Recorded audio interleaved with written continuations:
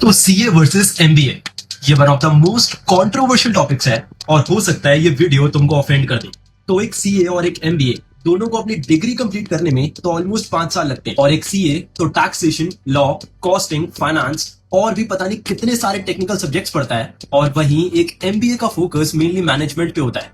फिर भी वो सीए से इतना ज्यादा कैसे कमाता है?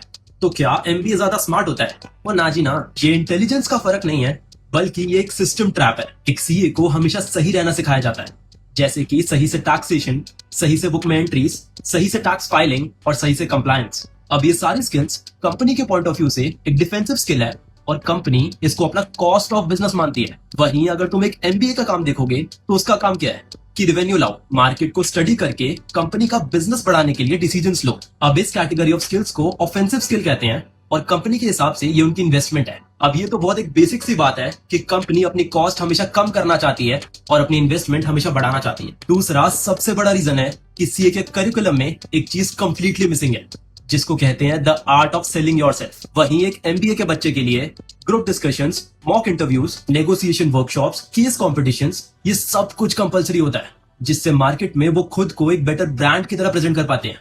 और आखिरी सबसे बड़ी चीज है नेटवर्किंग।